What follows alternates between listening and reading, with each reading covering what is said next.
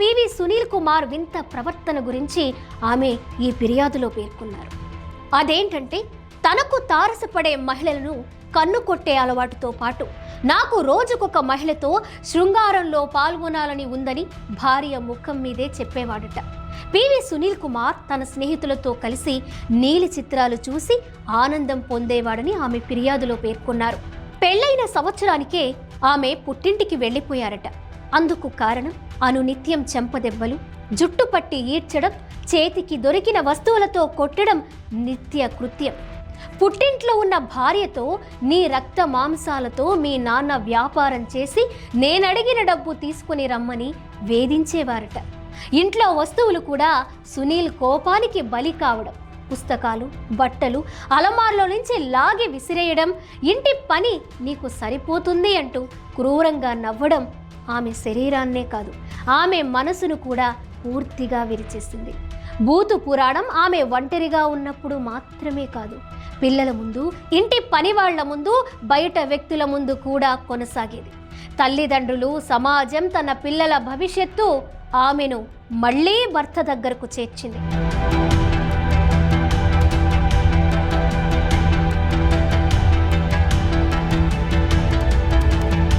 2000 సంవత్సరంలో సునీల్ కుమార్ సోదరి వివాహం అర్ధాంతరంగా ఆగిపోవడానికి అరుణ ఏమాత్రం కారణం కాకపోయినా తనను బాధ్యురాలిని చేస్తూ విపరీతంగా కొట్టడంతో ఆమె కొడుకుతో కలిసి 4 నెలల పాటు పుట్టింటికి వెళ్ళిపోయారు.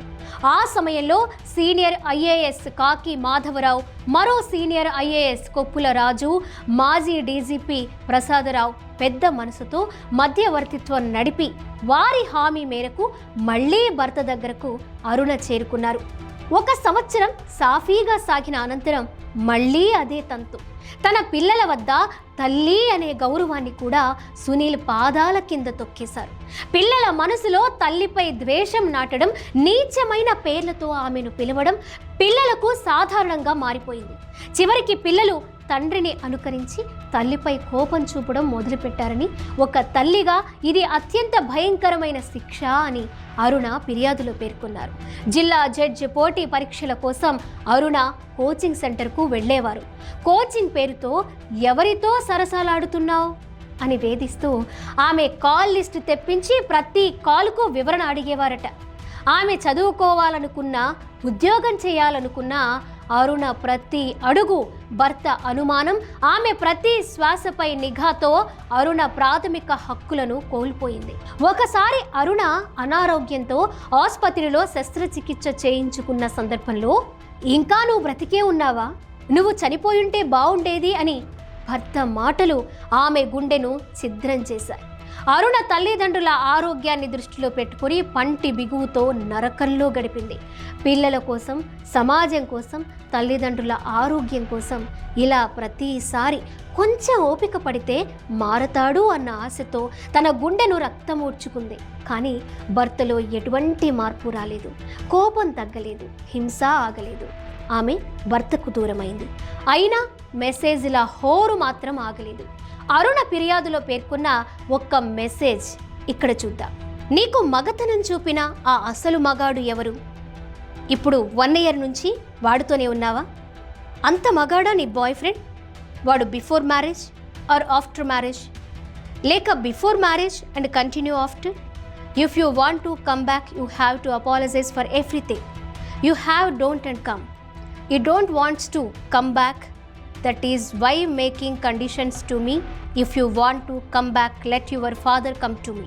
కోర్టు ఉత్తర్వుల ప్రకారం పిల్లల సంరక్షణ బాధ్యతల్లో అరుణతో మైనర్ కుమారుడికి విషమిచ్చి చంపేస్తాను అని పెద్దగా అరుస్తూ, పెద్ద కుమారుడు విదేశీ విద్యకు సరిపడా డబ్బులు ఇవ్వకపోతే అరుణ తండ్రి సుబ్బారావుతో పాటు ఆమె పెద్దన్నయ్య ఐఏఎస్ పివి రమేష్ను కూడా చంపేస్తాను అనే రంకెలను అరుణ ఫోన్లో రికార్డ్ చేశానని ఫిర్యాదులో పేర్కొన్నారు.